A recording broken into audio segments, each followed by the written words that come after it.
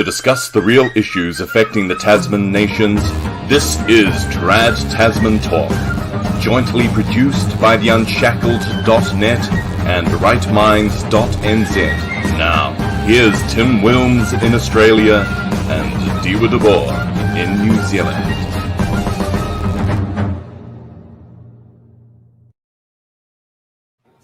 Hello and welcome to another Tuesday night edition of Trad Tasman Talk. It is 7 p.m. here in Melbourne. And it is 9 p.m. here in Auckland. It's good to see everybody in the chat already, and I hope you enjoyed the new intro. Yes, it was quite a, you would say, well, you like it because your name is pronounced properly, and it's quite a booming voice, the mystery voiceover artist. Oh, certainly. He's got some good talents. Definitely appreciate it. Now, as always, we're live on the Unshackled and Right Minds YouTube channels. We also have the Entropy YouTube enhanced software, which I'm putting the link into the live chat, where you can ask a question and read out a super chat. We got a late super chat last week by Clarkey for $20. So thank you very much for that. At the start of the show, Clarkey, please, if you're tuning in to the beginning or come in later, please make yourself known back in the chat so we can properly thank you again. So, that's right. Dieuwe, well, how's your week been? How's my week been? Where do I begin? Obviously, got the annoying tsunami, earthquake, bomb, run to the bomb shelter, ear-piercing warning from my phone at about 8:30 p.m. on a Saturday. It was a Sunday evening, which, what a nice way to ruin your Sunday evening. But I guess Valentine's Day. It was Valentine's Day too. But, anyway, next time I'll learn, and not putting the phone on silent on Sunday is not good enough. You've got to actually just turn the whole thing off properly. So, I was a bit disappointed too. I was really looking forward to cycling into work for the first time because it had been my birthday last week. So that was an upside to last week, by the way. I did have my birthday, and I got myself a new bike, and so I decided, oh yeah, great, I'll get a bike into work on Monday. And then it was like, okay, now we have to stay home.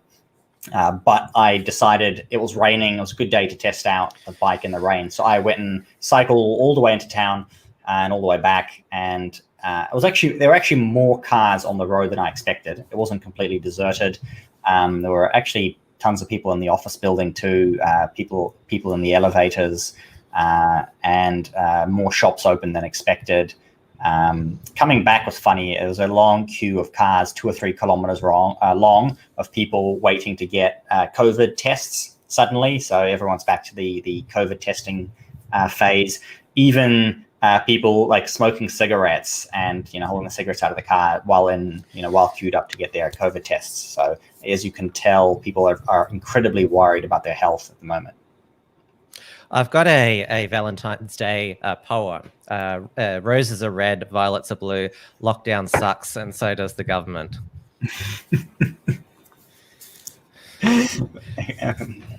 Very nice. So we're on day 4 of, well, it's not a 5-day lockdown where we're told by Dan Andrews. It's 5-day circuit breaker action. That's the spin. So according to him today, we're well placed to come out of it at midnight tomorrow night, but the next 24 hours are crucial. Most of us are anticipating that we're not going to go back to basically the open rules that we had at Christmas. We're probably going to have that easing period of stage, 3.5 or stage 3 or whatever, because that's the circuit breaker action in Brisbane and Perth. There's always been.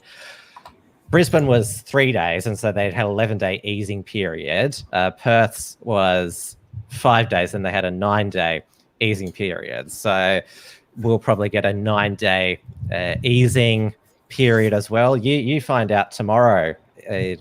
Certainly, we're 2 days into our 3-day time for the government to figure out what is going on. And they still have not yet figured out what is going on. So once they figure out what is going on, then they will tell us what is going on. So there's not really much to talk about there, other than that we've had no new cases. So the super deadly strains of the virus, which apparently it's hyper infectious. It's not actually actually any more deadly. Okay, more infectious. Yeah, we'll take it. Because Dan has changed his language. The original strain of the coronavirus, the Wuhan strain, that was wildly infectious. Now we have the hyper-infectious UK strain. And what about the South Africa strain? So we've had that in New Zealand too, and we've got the UK strain, except nobody who's had them has actually managed to infect anybody so far. Well, our Holiday Inn cluster of the British super strain, it now stands at 19. So it has it's the only leak from hotel quarantine of the super strain that has spread within the community. So there's what really freaked out the state government last Thursday night and made them hit the panic lockdown button was that one of the positives had worked at Brunetti's Cafe at Melbourne Airport at Terminal 4 for about 8 hours, and there's heaps of people that go through that terminal in that period. So that really freaked them out. That who could they have spread it to? And so hit the circuit breaker button, and we are where we are now. And so we just hit a button to bring entire cities and countries screeching to a halt. Once the governments have discovered this power, they seem to be able to use it rather quickly every single time. I think we have to pick up that comment there. By the way, I didn't say anything about your poem, but I see that Dawn Brownie has. So Tim's awesome, but he's bad at poetry. So there you go. I didn't want to say it, but somebody had to. Oh, it's just something I thought I'd freestyle with. No, not bad. Obviously, you must have been having a really good past few days then to be able to come up with poetry that great. What has your enjoyable lockdown looked like so far? Well, there hasn't been much to enjoy. You're allowed, 2 hours of exercise per day within the 5 kilometer radius of your home. So we have that back again. No curfew this time, but masks are back outdoors. So you can't really get any fresh air if you're breathing in from a mask. No, certainly, yeah. We do have that advantage here. So far, I say advantage, where the government generously is allowing us not to wear masks and so on. So even in the hotspot area where I live, most people are just going about their business as per usual. I believe it's sort of when the government starts to ratchet things up. Once things become mandatory, people start to do them. At the moment, people are sick of being asked to comply with all of the things that they can tell are pretty obviously nonsensical and crazy. So that's been at least a positive. Has been a positive for me this time around. Obviously, still lots of people's lives get ruined by this. Businesses especially in the city. If you're running a restaurant, if you're running any kind of business that requires people to come to your store, good luck. The government in New Zealand has already changed the requirements for assistance, so you can get more government handouts if your business is struggling after 7 days now. So, well, Dan hasn't announced his compensation package for business for the circuit breaker action. I assume that's going to come tomorrow. Thankfully, in these 5 days, we haven't seen the Victorian police state in its full force like it was during our second lockdown, which is refreshing.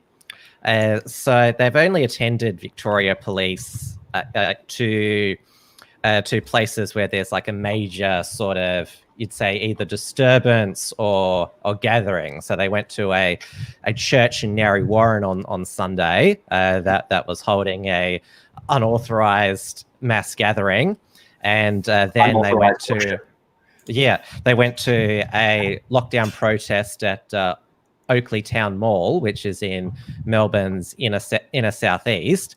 But yeah, there's been thankfully no head stomping and choking this time, which is quite refreshing. Could be something to do with the fact that Victoria Police at the moment have started to engage in a community feedback survey where you can go to engage.vic.gov.au, how they can improve policing, safety, trust in the community. And I think they've probably got a lot of feedback so far about what we want Victoria Police to do and not what to do.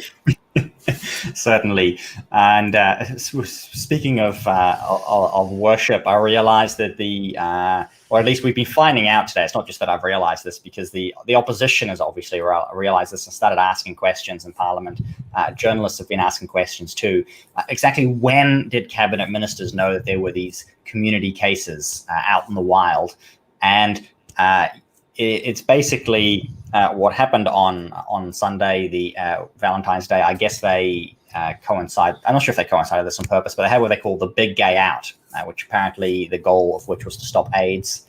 Not sure how that's going at the moment, but the politicians wanted to attend all of that. So you had all the cabinet ministers go there, you had all of the politicians go there. When all of these cabinet members knew that basically they had community spread in Auckland, they all went to this gathering. They did all the PR stuff. They went and did their LGBT worship services, and then they went back to Wellington, and then they held their press conferences to say, okay, now everybody's going to get locked down. So they intentionally delayed this announcement for their own, to suit their own purposes. Well, we're still in the middle of the Australian Open here in Melbourne, which is still proceeding without crowds because tennis players are essential workers under stage 4 restrictions. Right. But yeah, the lockdown was announced 1 p.m. on Friday, but didn't come into effect until 11:59 p.m. on Friday night. So people were still allowed to attend the Open for the rest of the day and evening, and they got kicked out close to midnight, and they all booed, which I'm not surprised at. Yeah, and I see Dr. Foster here has pointed out that we should be very, very happy here because in the UK, they've just been told that people may be permitted to sit on outdoor benches, whereas previously they were only allowed to stand together and talk to their friends. You may now sit down outside and talk to your friends in the UK. So the government there is becoming more generous as time goes on, and we should be thankful that our governments are so much more generous. And I think that's really, sadly, the unavoidable problem with all of this is that most people have basically now accepted and been trained to accept that their rights come from the government, right? So only any right they have, anything they're permitted to do comes from the government. And that's... it's also that they trust the government to look after them, that they're the experts, because they both Dan Andrews and Jacinta Ardern always talk about the health advice. That's right. Listen to the health advice. They get the health advice, but as you find out, it's conveniently corresponds to something that suits them. Before all of this went down, we actually had our everybody's favorite gay Mexican MP was missing from Parliament last week, and that was very, very sad. Obviously, Ricardo Mendez. People were keen to see what he'd get up to this time, being funny and all of that. But we know that he goes on a holiday every single year. Right? He's very poor. He couldn't finish his studies. He had to work he had to work washing dishes. But every single year he went and traveled back to Mexico. So every single year back to Mexico in December. And sure enough, this year, in the middle of a pandemic, while Mexico, I believe, is the second or third highest hot spot at the moment in the world, he managed to travel back to Mexico to be with his family and then he took his boyfriend back with him to New Zealand. So this other man who had previously been denied visas every single time suddenly gets a visa several months after Ricardo gets his spot in Parliament, so he gets elected to Parliament. And obviously, even in the middle of the pandemic, a Green Party MP can manage to travel around the world and come back and gets a much coveted spot in quarantine, which apparently people are on month-long waiting lists. Where's Arthur with their new partner? Yeah, exactly. Space for him too. So that's just and then he gave out a sob story saying that his father is dying and his mother. Not his, at least his, I believe his mother's passed away, but his stepmother had been, sick as well. And so that's why he had to go and look after them. And apparently his boyfriend had been looking after them the whole time. But then the sob story doesn't work anymore because now he's just left his parents alone to die. And they've both come to New Zealand. Oh, how wonderful. Yeah. So there's a anyway, gap in that story was becoming a big deal until we went into the lockdown again, and now suddenly everybody's forgotten that he's enjoying a 5-star hotel at the moment. Well, we've had during this crisis week in Victoria, the police and hotel quarantine minister Lisa Neville missing in action. She's actually severely ill at the moment. Apparently, it's she's had complications from a recent surgery, so she's definitely not hiding. It's a non-COVID related illness. So we have Martin Foley, he was appointed health minister after Jenny Mikakos resigned in September last year after Dan threw her under the bus, and now he's also acting police and quarantine minister as well, because this is the hotel quarantine has faltered again in Melbourne after Dan only a week ago said it was the gold standard of hotel quarantine because they test their staff daily. It turns out they only test them on their days on work, but also they've been criticised, the Andrews government, by health professionals by the fact that the nebulator theory that one of the severely ill patients in the Holiday Inn next to Melbourne Airport used a nebulator. He's in ICU currently. He claims that he was allowed to use the nebulizer, while the hotel quarantine commissioner has said no, it wasn't disclosed to us. So there's a bit of, sounds like there's some sort of, you would say, lying or cover up going on there. But yes, it's deja vu in Victoria all over again. Thankfully, it's not as bad as it was during the second wave, when I'm actually surprised when you said they test them every single day.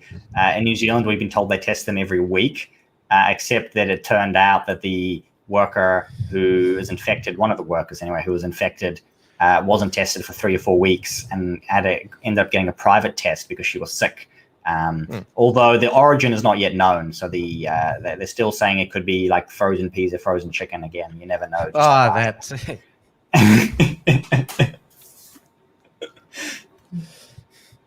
But yes, we can, as well. The Andrews government, they've improved the hotel quarantine system. It's still flawed. That's clearly the case. But it's better than last time. But as you can see, since it was so bad last time, just how easily the virus was able to escape super or no super strain. And so now Dan announced today that he's going to begin setting up quarantine camps. And so Avalon Airport, which is an airport just outside of Geelong, which is on the western side of Port Phillip Bay. Avalon is just before Geelong and about an hour past Melbourne's last suburb in the west, Werribee. So the CEO of Avalon Airport says the proposal to transform Victoria's second airport into a hotel quarantine facility could see as many as 300 cabins set up on the tarmac. Avalon Airport, located 56 kilometres outside Melbourne CBD, is being informally considered by the Victorian government as a new hotel quarantine facility. And so this is what he said to the Today Show. International flights would land at the airport and travellers would disembark, undergo process through immigration, and then walk directly into a quarantine facility. The system ensuring minimal contact with anybody. I just think that be able to walk across to a facility, if you're able to allow you to go into an environment where you have access to the outdoors, will really increase the effectiveness and safety of everybody. Being able to go outside, see the stars at night and get some sunshine, get some fresh air, I think it would be a reasonable environment to spend 14 days. Mr. Giddings said the outdoor cabins would be set up on stages over a couple of months. We can build it to be quite large within a number of months. It's all been informal discussions at this stage. We're hoping we can sit down and formally sit with the government and DHS and come up with a good solution. It's great where we've moved on to outdoor camps that are outside the city centres. Yeah. We're making progress. Well, it's based on the Northern Territory's remote quarantine camp, Howard Springs, which is constantly being expanded. There's been no leaks from that facility because, well, it is in the middle of nowhere. Mm-hmm. And to make the PR worse for the Dan Andrews government, they had to evacuate residents of the Hot Hotel, which is where all the COVID positive patients go to. They were staying at the Holiday Inn in Docklands, so another Holiday Inn a hotel, and one of them was spotted coming out with garbage bags on their heads. We were told that no, that's not PPE. That's they wanted to maintain their privacy since all of the news crews were around. I just thought maybe that they were just a paranoid Melburnian walking around with garbage bags on them. Yeah, exactly. I did see that photo and I had to laugh, but I assumed right away that it was somebody who wanted to remain anonymous, but that's still a good laugh for everybody. On the other side, the positive PR for the government, which is actually the thing that all the conspiracy theorists have been predicting, was to say, are they going to have another lockdown when the vaccine arrives? And sure enough, we had the lockdown starting at midnight, and then the next day at like 7 o'clock in the morning, the first batches of the Pfizer vaccine arrived in New Zealand. And they've announced they're expediting the rollout. So if you're a frontline healthcare, was a quarantine worker, healthcare worker, I suspect, you can start to queue up for your jabs as early as this Saturday. So they're capitalizing on the providing some urgency to the lockdown and to the vaccination program now. Yes, the Pfizer vaccine arrived in Australia yesterday. The first jabs into arms commence next Monday. So all the news crews were there to see it arrive off the plane. And so this is the Pfizer vaccine. So it has to be stored at minus 70 degrees Celsius, cryogenically frozen. This is like one of the most important things that the government has promised, and it's just like, it just looks like that. Looks like it could be seafood or something. Yeah. Federal Health Minister Greg Hunt, he compared it to man walking on the moon. Certainly quite an achievement. That's one. Conspiracy theorists would say, just like the man walking on the moon isn't real, the vaccine's not real either, right?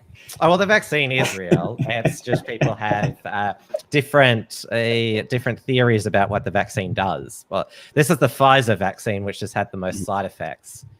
And we also got the news today that the AstraZeneca vaccine has been approved by a Therapeutic Goods Administration. So that vaccine has been manufactured in Melbourne by pharmaceuticals companies CSL at the Broadmeadows plant.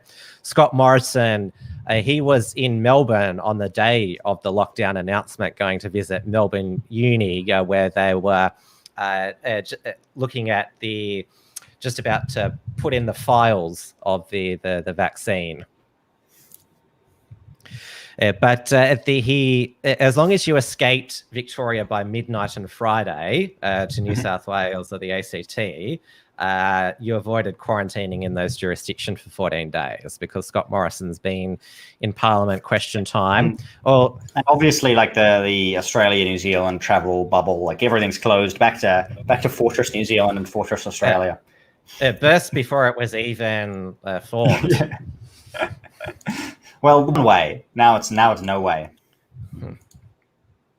Well, Australia is a fortress now with all the various border closures. We're locked out of everywhere at the moment until at least tomorrow night, even from New South Wales. WA, they came out of their easing period on Valentine's Day, which, of course, the most ridiculous easing rule was that face masks had to be worn everywhere, including outside. That's right. Was that the one that was in your cars too, or no? That was Brisbane. Oh yeah. in Melbourne, you're allowed to drive your car without not wearing a mask. Very cool. Good. All right, we do have some more positive news this week too. I noticed this morning a good Tasman story. Being a spat that has formed between Jacinda Ardern and Scott Morrison, because apparently we had an ISIS bride who had dual citizenship with both Australia and New Zealand, and then this was somebody. So this woman had been born in New Zealand when she was 6. She had her family moved to Australia, so she lived most of her life in Australia. She went off to join ISIS, and she's just been picked up by the Turkish military trying to cross the Syrian border. And while Jacinda Ardern was nicely asking Australia to deal with its problems, Scott Morrison just went straight ahead and stripped her of Australian citizenship, which is the policy So now New Zealand can't do that anymore because it's against international law to render somebody stateless. So now we have to take her back. And Jacinda Ardern is very cross with Scott Morrison and has said, New Zealand, frankly, is tired of having Australia export its problems. So, well, she should have stripped her of her New Zealand citizenship first. Snooze, you lose. Exactly. And what does she have? She's got 2 young children. Probably her ISIS husband or husbands have all been killed by the American military. I'm usually really opposed to bringing ISIS people into the country, but I might soften my stance for this one.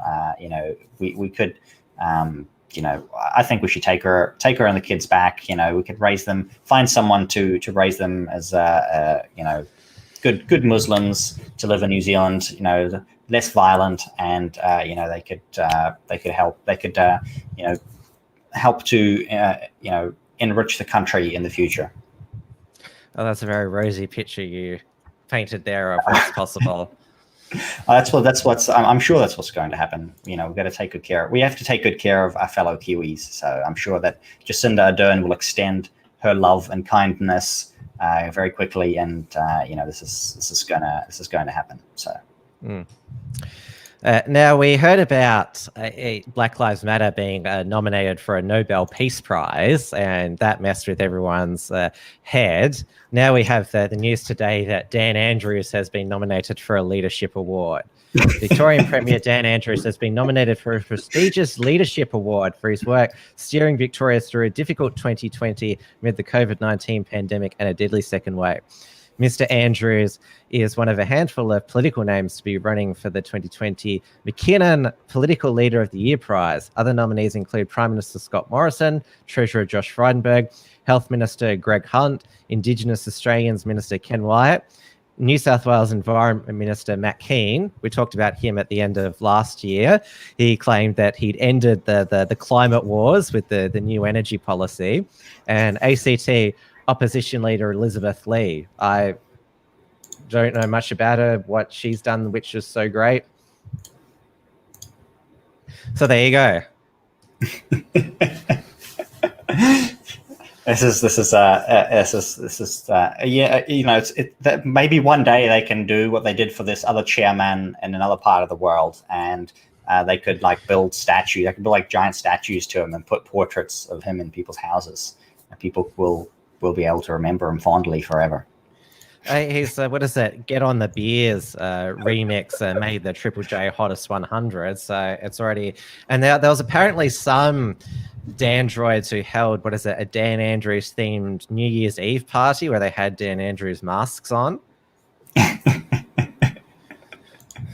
Speaking of things to wear on your face, we had another rule change in the New Zealand Parliament this past week. It had been determined that ties will no longer be required because our favourite Maori MP, Raiwiri Waitiki, ended up protesting the use of ties. In Parliament, it was required to wear a tie, and he wore something around his neck that was a more culturally appropriate to his people and his background and where he came from. So had a bit of back and forth with the speaker. He got kicked out of the house at one point. He was let back in, and the tie rule was dropped. And he had protested by calling it a colonial noose. So he's very happy to get rid of his colonial noose. The only problem being that we have photos of him when he was campaigning, even on his electoral office. All of these, he's wearing ties. So clearly he had no trouble self-lynching himself every single morning for the past few years when he didn't need to. And suddenly, when it was a requirement, the self-lynching became a bit of a problem for him. So, that's what Baba Waitiki was up to this past week, and he seems to have gotten his way. Yeah. And this is XYZ's poorly labeled satire report. NZ Speaker of the House ban ties, mandates face tattoos, and it's makes the point down here. Refreshingly, Mallard realised that such a ruling could be viewed as a token gesture if not followed up with the principle that everything not forbidden is compulsory. As such, he issued a decree banning the wearing of a tie and mandating face tattoos. Surprisingly, several Maori MPs have protested, arguing that that would amount to cultural appropriation.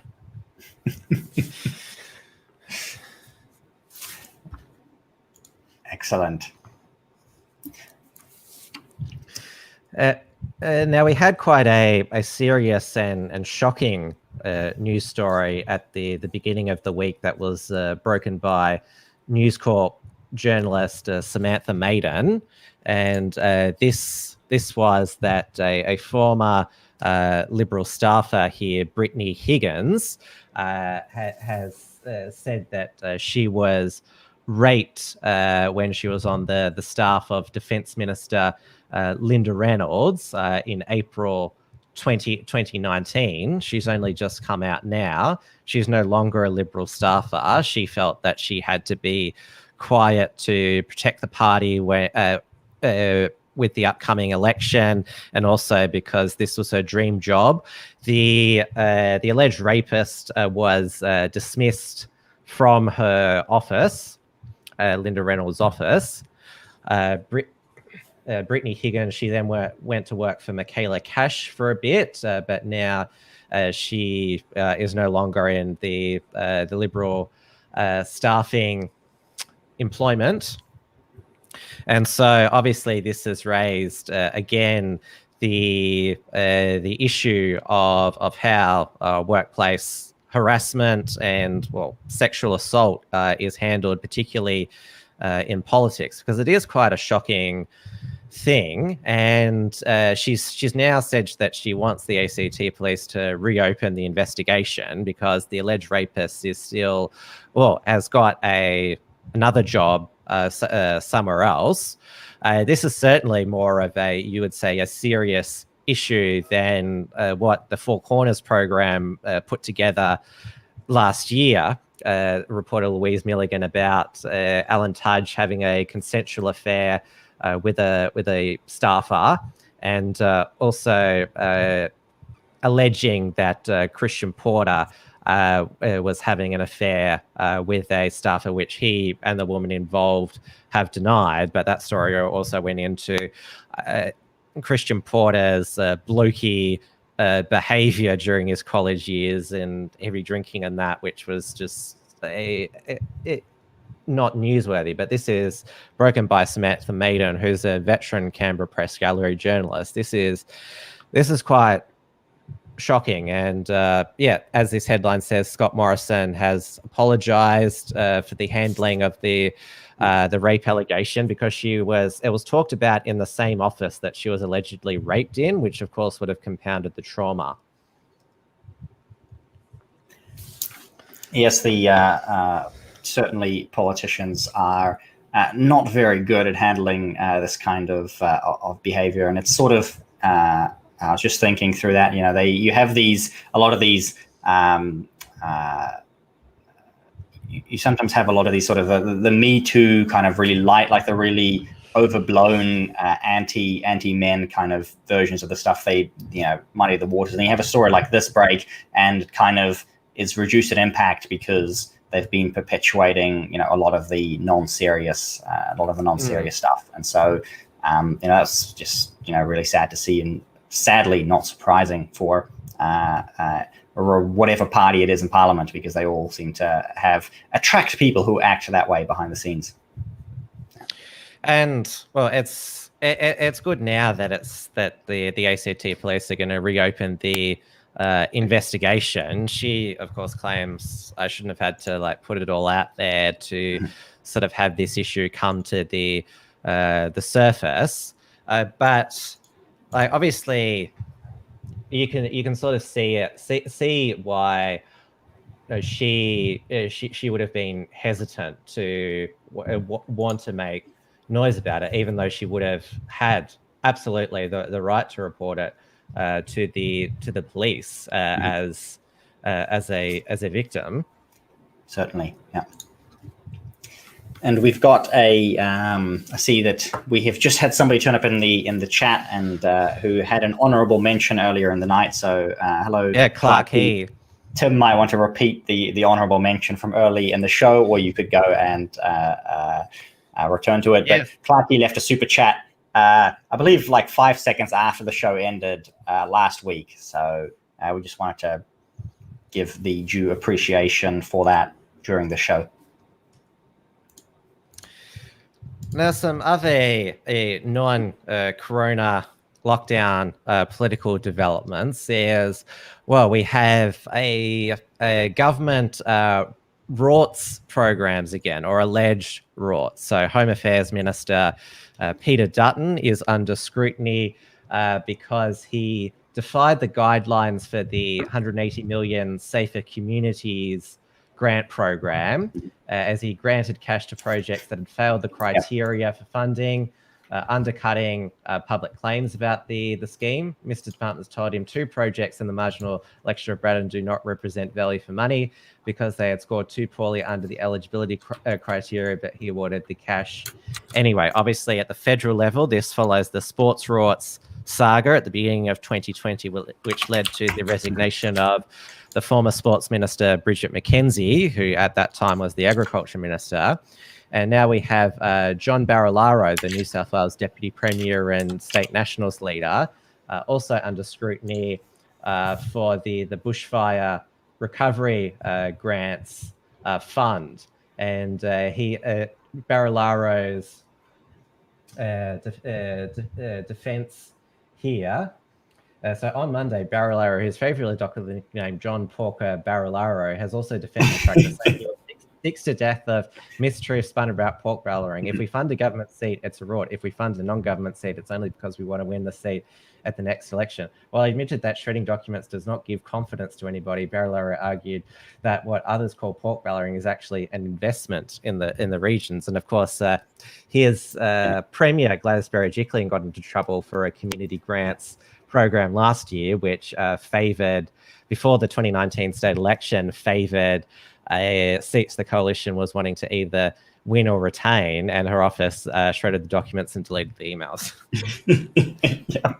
It's interesting when the media doesn't complain. I was just thinking about the cases in New Zealand. For instance, we had $3 billion given to a regional investment fund that was run by a New Zealand First Minister, which was basically just to try and get him re-elected. It failed, but they spent $3 billion handing out money to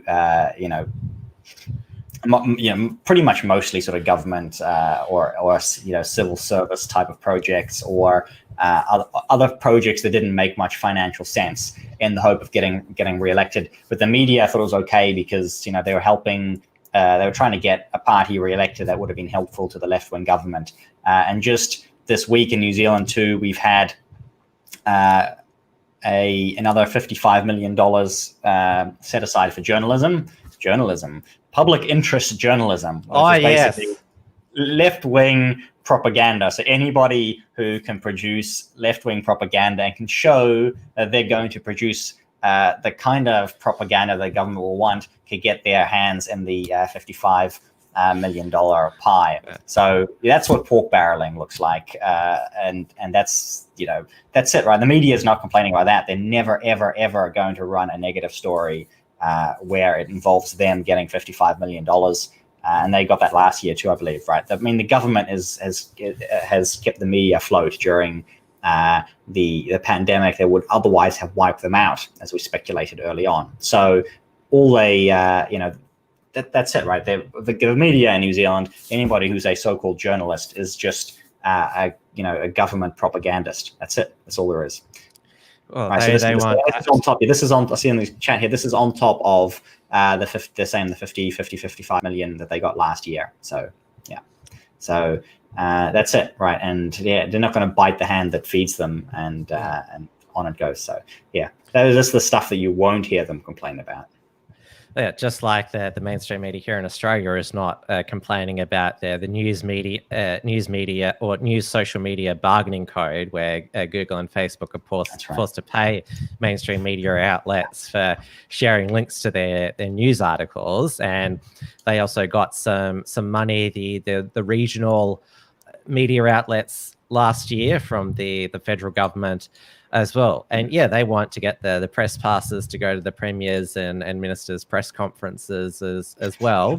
So the political media industrial complex continues. Certainly, yeah. Now, we have a state election coming up in approximately 3 weeks, the WA state election. The campaign was suspended due to the 5-day Perth metro lockdown.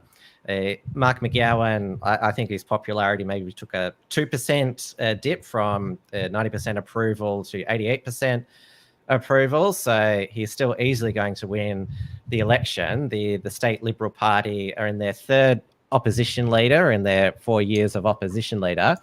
4 years of opposition. They've turned to young 33-year-old Zach Kirkup, who's really turned the election upside down and the party's traditional policies.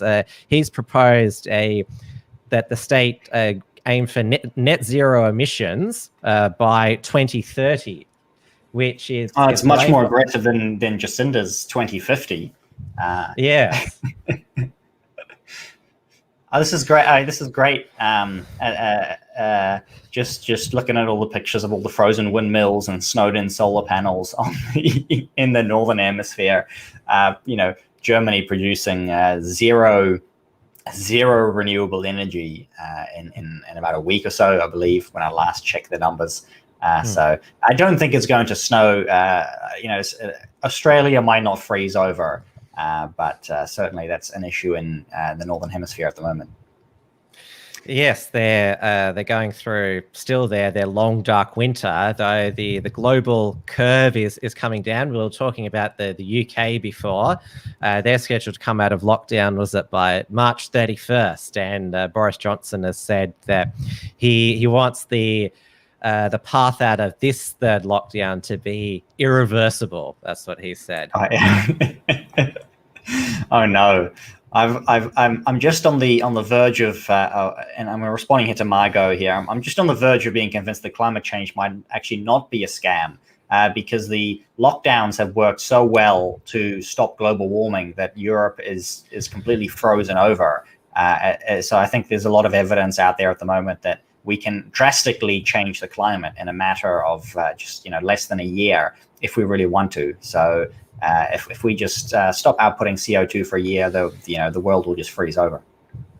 Well, it's still pretty hot here in Melbourne. We're having 3 consecutive days of 30 degrees, which obviously it's pretty hot wearing a mask outside in that temperature. And also it makes it hard for sort of whatever super strain to spread in that sort of heat. Yeah, certainly, and it's still one of the things that I was talking about right at the beginning of the show. Another reason for wanting to avoid the trains, other than no longer wanting to fund the communist public transport, is the fact that we are still dealing with mandatory masks, and the one place we have to wear a mask, and so it's nice to avoid those. I see somebody didn't get my joke. Sorry, somebody didn't get my joke about climate change, but it's okay. Yes. Yeah. I was joking, and obviously the cold weather in the northern hemisphere is entirely unrelated to anything that human beings can do. Or other than the fact that northern hemisphere you can put winter. Yeah, exactly. You can put the and comment. southern hemisphere summer. Yeah.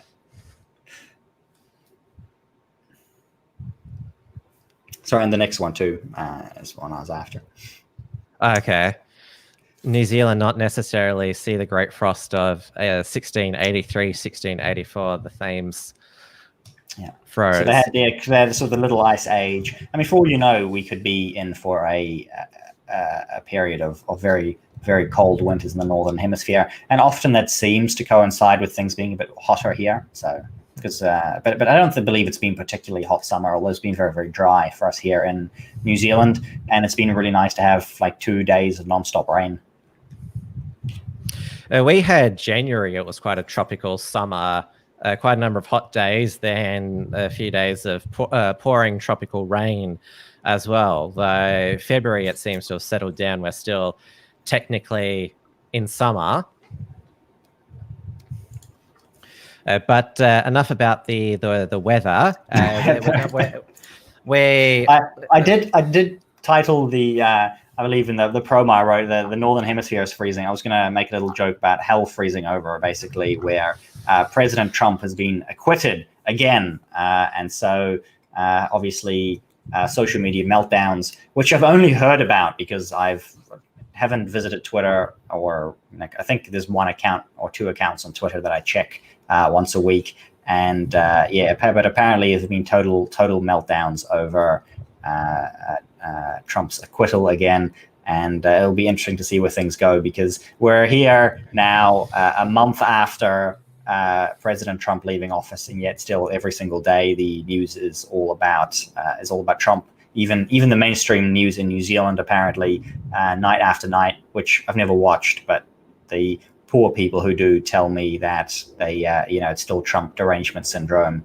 every single night. So it was quite interesting. The day after his acquittal, Parler came back online after a month and a half absence. It has got a much more controlled speech policy now. We saw that Andrew Torber of Gab, he's poo-pooed that. I've tried logging on to Parler again today. It's quite buggy at the moment.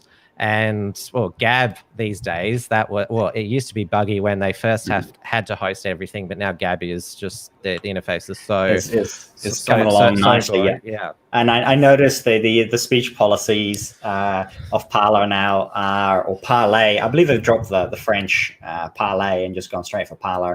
And they've changed their logo too.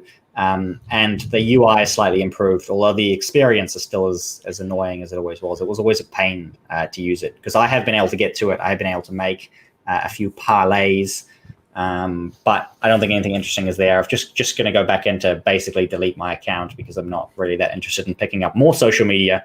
I'm trying to pick up less social media. And Andrew Torba of Gab, as I mentioned in last week's show, I really enjoy his comments. And he's pointed out too, saying it's not really about the rules or the speech rules. It's really about who the ruler is. And that's the thing that I like about Gab and Andrew Torba is, he's running the show, and you can basically, you're saying, cool, I'm in his domain, I'm in his kingdom, and he's gonna he'll be a fair ruler, which is much nicer than the experience over on Facebook or Twitter, or probably even Parler now, where you don't really know why your content may be getting removed, whereas on somewhere like Gab, you know what's going on because you know who Andrew Torba is. The Parler is still in quite a bit of turmoil because their CEO John Mates quit recently. They've got a new CEO, Mark Meckler. So it's got a lot of repair job to do, Parler, and people such as yourself and a lot of other conservatives have already made the migration over to Gab and are starting to get a following there. And the more you would say sort of a normie or mainstream conservatives join, the less the sort of fringe, swastika. Yeah, the less they can accuse it. Exactly, the less they can accuse it of being, fringe and all kinds of other things. They'll continue to accuse it of that. But in terms of it, because I remember visiting Parler back in the early days, thinking, sorry, not Parler, Gab, in the early days, thinking, this is just garbage people. But now you go to Gab, you look at the, you explore the network, the popular Gabs and so on, the popular accounts, and these are all really nice people in terms of the stuff that I see on Gab. I've not seen anything that's I would consider unsavory on Gab since I've returned to it in January. So I'm very, very happy with it. And Trump also today held his first sort of campaign, or you just say rally, in Florida, his new home state, which Still is campaigning. Yeah, open thanks to Governor Ron DeSantis. He said, look, whatever coronavirus infections cases there are, we can manage them. We're going to stay open. Everyone is an essential worker. Children have a right to go to school if they wish. Excellent. Good to hear. I do see that DeSantis is skyrocketing as a possible Trump successor already. So keep an eye on him. I'm already campaigning for him, supporting him for 2024. And this is the thing about American politics. It's the drop-in entertainment where the campaign never ends. It's just nonstop. Non-stop entertainment and non-stop. The show must go on, but certainly entertaining. Though the Super Bowl was in Tampa Bay, Florida, and the NFL, they only allowed you in the crowd if you were vaccinated. Yeah, no thanks. So, but most of the places I wouldn't want to go to anyway, right? So that's the thing. People are like, you'll have to be vaccinated to go here and there and the other place. It's like, and wear a mask. I don't want to go there anyway, I don't want to go there anyway. So who cares? Yeah. Like for the Australian Open, why would you go there to have to wear a mask when the roof's closed? Exactly. Yeah. Same with the Sydney SCG test. Why would I go out if I've still got to wear a mask and all that sort of stuff? Mm-hmm. Certainly. Yeah, for sure. I should give the 5 minutes from the end reminder here. If you've got any questions, super chats, send them through now before we get to the end of the show. We'll get to them before the end of the show if you do. And I think we're on the topic of alternate platforms and so on. I'm still working a little bit on slowly in the background on relaunching an update to the Right Mind site. And I've been looking for video streaming alternatives too, because obviously we're live streaming this to YouTube and DLive in your case. And I'm looking for something else. And I've been having a look at Odyssey recently, and there's actually a bunch of accounts there on Odyssey that I'm following. I'm actually using it every single day. I've mirrored the Right Minds account there at the moment. The one caveat being that because you are part of their YouTube sync program, they'll automatically sync your videos across, but only if the runtime is under an hour. So I can't get the Trad Tasman Talk videos synced across there unless we get over 1,000 subscribers on the YouTube channel, which not really something I'm pushing at the moment. But I can contact them to ask them to archive this later because they're working on streaming. That's a big thing that's missing in a lot of these networks. Such as BitChute. Exactly. Which BitChute has significantly improved. It's got a lot more people who've been kicked off, prominent names who've been kicked off YouTube for ridiculous reasons over on BitChute now. And that's the thing with other alternatives like BitChute. I mean, BitChute is very heavily like right-wing political content. And one of the reasons why I'm a bit hesitant with BitChute is I was looking for something a bit more complete. And definitely Odyssey is the kind of thing that has a broader ecosystem tied in heavily to, cryptocurrency, blockchain stuff that I'm really interested in. So I'm not really doing any of these other alternatives at the moment. In particular, probably mostly because they're very political focused. Right? If you've got all these political content, channels moving over, then you're kind of missing out on a broader content platform. So it's not so much I'm looking for a YouTube replacement, but more like a YouTube successor. That's where I think something like Odyssey might fit in. So I've dropped my invite link in the chat there. You can go and check it out if you like. And I'm hoping to basically get the entire Trad Tasman Talk shows archived over there so that people do have somewhere else to watch them if they want to avoid YouTube. And once they support live streaming, I'd like to set this up to sync over, to live stream over to Odyssey, and they'll have their built-in way to do super chats their way. So we'll see who gets there first, because as you mentioned, there are a few competitors trying to work on live streaming, and I think whichever one video hosting platform gets their live streaming sorted may get a big advantage. So definitely keen to see how that works out. We'll finish off with the questions and super chats over on Entropy. So Savage Nobles and Merry Peasants. So he's always got lots of questions. He's asked you, how's level 3 Auckland? Just like the last lockdown? Yes, I mentioned right at the beginning of the show that more traffic. I saw more traffic on the road, more shops open, supermarkets in South Auckland, which is the hotspot, was no queues, no social distancing, hardly any masks. So people pretty casual and going along, living their lives as best as they can. And unless things are going to become mandatory, people are actually largely opting to ignore the recommendations. So living in the lockdown, I've just been baking bread, cycling around, working, been doing some painting this evening. I was just painting one of the kids' rooms. So just, making the most. That's what I try and do whenever we get any kind of lockdowns, is that I get some extra work done, spend some extra time with my family, do some extra fitness. Oh, thanks, Tim, for putting the picture of that nice loaf of bread that I baked. And that's from my Telegram channel. That's something I should plug as well. Follow me on Telegram, in addition to Gab and Odyssey. And that's where that's the kind of thing that I'm up to during the level 3 lockdown.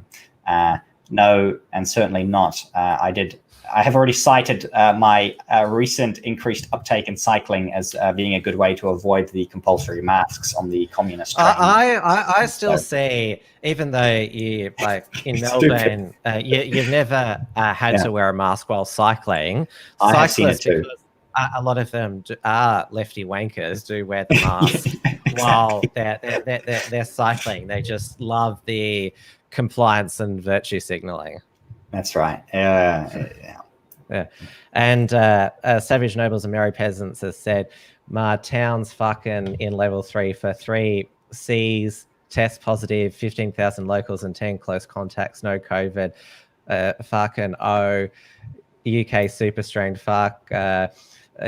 Menendez privilege, POS. I can see that he's having fun up there. Certainly, we're going to know tomorrow what they decide to do. It's same here in Melbourne. Just enjoy your life, and not just enjoy your life, but spend time with your family. If they're trying to shut down the churches again, go to church this Sunday, and that's it. Go about your life as best as you can, and do what you need to do to take care of your family and to worship God. And we've got a super chat from Clarky, which we'll read out this time, $3, which just says 15.00. So not sure what that is, but thank you again for another super chat, Clarky. It all helps. Certainly appreciate the all the support we get from everybody, and going on, and the just chatting away. It's really good to see, and it's nice that the show has resumed this year in this time slot, and that people have switched over and are enjoying it. So always love everybody's feedback, and we try and make the show better every week. Sometimes the news is on our side, sometimes it isn't. We try and do the best with what we have to work with. We are doing our best to discuss non-COVID issues, but hey, look, exactly. It disrupted our lives again this week. Yeah, thanks. So certainly has been the case, and I'm going to try and write some things on the website. Sometimes I put some stuff on rightminds.nz, so go over there. You can sign up for the newsletter too, and all the links to all of the social media that I'm on are on there. I've actually updated the website now, so that already, instead of waiting for the relaunch, I've already put just the alternative social media on there, basically. So all of the stuff that I'm actively using is the only stuff I'm promoting. No longer promoting Facebook or Twitter or any other garbage, other than YouTube. YouTube's my favorite piece of garbage because I still have to use it. Yeah, and it does still have some non-garbage material on it. Exactly. That's the thing. I use YouTube for non-political content now, and any political content gets somewhere else. So good night, everybody. Thank you for watching, and I hope to see you next week. And I'll be back tomorrow night for Wilms Front, 8:30 p.m. Melbourne time on the Tim Wilms YouTube and DLive channel. My guest will be Damien Curry, who has had an extensive career both in public relations and in the mainstream media, including at the ABC. So he hosts the Other Side podcast now. So I'm looking forward to chatting with him about his experiences. I didn't know I did promote that I was going to be interviewing Joel Jamal again on last Sunday's program, but that has been postponed due to a number of factors, including the snap lockdown as well. But Joel will be coming on next Wednesday's show, so the following Wednesday the 24th. So yeah, thank you everyone for watching, and we are certainly hoping you wish you all the best. Unlike the people in charge, we care about your health and mental well-being, and hope that most of you are able to live your lives to the fullest. Stay safe and stay free. Thanks for tuning in to this week's edition of Trad Tasman Talk. To keep up with the latest real news and analysis from the Tasman nations, visit the Unshackled.net and rightminds.nz.